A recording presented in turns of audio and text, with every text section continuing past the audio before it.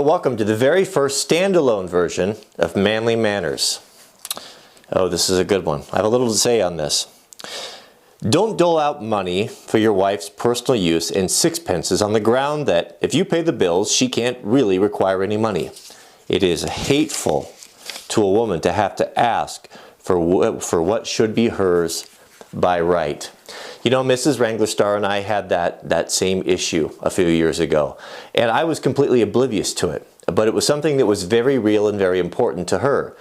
For me, what's mine is hers. I don't look at anything that I own as my personal possession. It's just we are the same people. She doesn't have to ask me permission to use something. She always does out of respect, but she doesn't have to.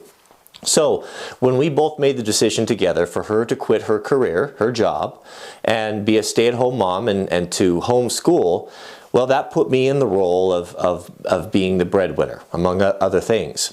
So we never really communicated this or talked about this, but she felt like she needed to justify anytime she wanted to buy something. And me being very slow and not picking up on this, it took many years for me to finally figure this out. This was something that was really uncomfortable for her, that she felt like she was spending money that she didn't earn and always felt like she needed to be very thrifty and very economical and would never be able to buy anything nice for herself without something being on sale or justifying it and having to come to me. And that was something that was really hard for her. So after several years of it finally got through my thick skull that this was something that was a difficulty, that was something that we needed to work out and come up with a solution for. So the solution to this was so simple. So what we did was this. Once we got ourselves on a budget, once we got our paycheck or however you get paid, once the bills were paid and everything was taken care of, we picked out that money, whatever it was that we agreed upon, and we put it in an envelope. One marked his, one marked hers, or Mrs. Wranglerstar and Mr. Wranglerstar, whatever you want to put on there.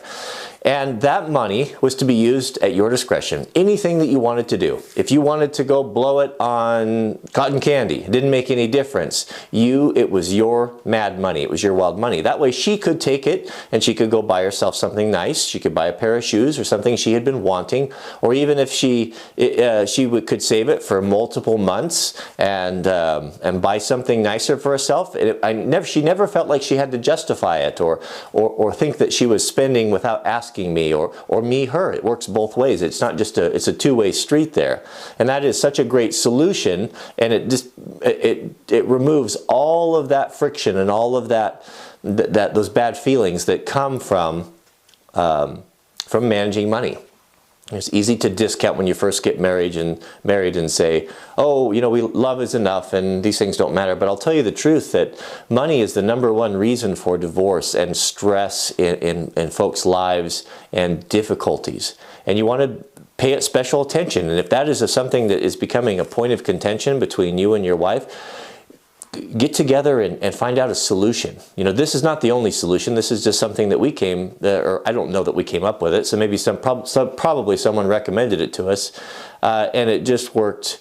It worked brilliantly. So, yeah, I thought that story kind of played into Manly Manners, and it's important. So address it. Go to your wife. You may not know that this is a point, or if your wife if she is the breadwinner and you've made a decision to stay at home with your kids.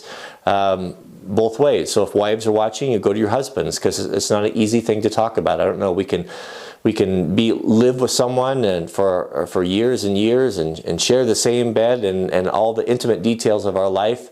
And this money thing is something that's so easy to tiptoe around. But be pragmatic about it and eliminate anything that can drive a wedge or be a barrier between the two of you coming together. So that's it for the Manly Manners. So I hope you enjoyed it, and we'll see you guys on the next Manly Manners.